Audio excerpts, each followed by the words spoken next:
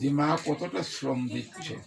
সাধনা ভগবান বাধা করলেন কখন? কখন বাধাটা করলেন?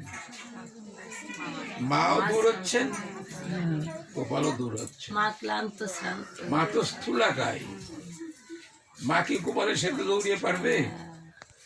পারবে না, তবু দৌড়চ্ছেন।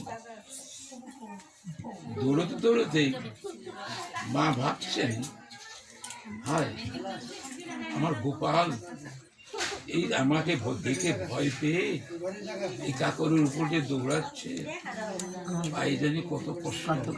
মা ভাবছেন এটা, যে আমি যে তাকে টানিয়ে বেড়াচ্ছি, সে দৌড়াচ্ছে। এই পথ, নন্দালয়ের যে পথ, সেই পথটা তো কাকর টাকর আনছে পায়ে বেঁধে, কষ্ট পাচ্ছে আমার গোপাল। যখন এই কষ্ট তখন স্থির হয়ে গেছে, গোপালের গতিটা স্থির, তখন মা ধরছে। তার আগে ধরতে পারে নেই, যতক্ষণ বলছে আমার দেখি, এই চেষ্টায় ভগবানকে ধরা যায় না। ভগবানের সঙ্গে যাদের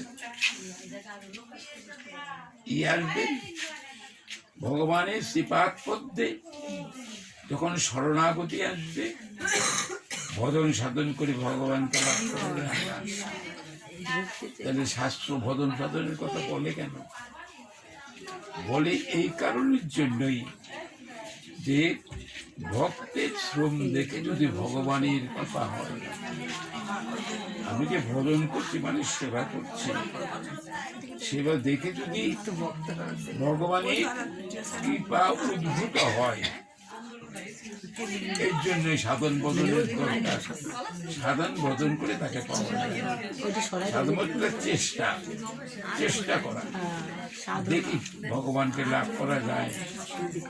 তার চরণে শরণাগতি নিয়ে যে সাধক সাধনার পথে আঁকা দিয়েছে, সাধনার পথে তারা এগিয়ে গেছেন, নিরন্তর চেষ্টা করছেন ভগবানকে লাভ করার জন্য। শ্রমের ঘাটতি নেই, কি করে তাকে পাবো?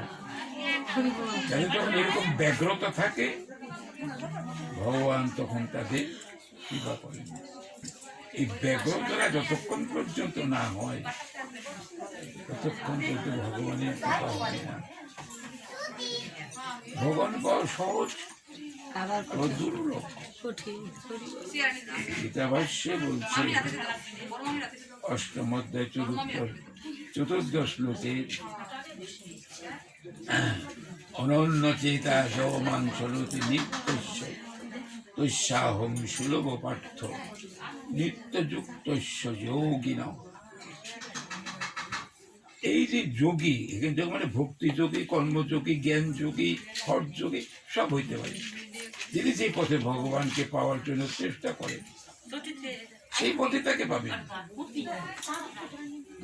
যারা নিরন্তর আমাকে প্রাপ্তির জন্য সদা সর্বদা চেষ্টা করছে, অন্য কোনো দিকে যার মন নেই, অনন্য চেতা, অন্য কোনো দিকে যার মন নেই, শুধু আমার অভয় চরণারবিন্দে, আমার অভয় চরণারবিন্দে যার একনিষ্ঠতা আছে, সেই নিত্যযুক্ত যোগী বা ভক্তি যোগী যাই হোক, আমি সুলভ, আমি তার কাছে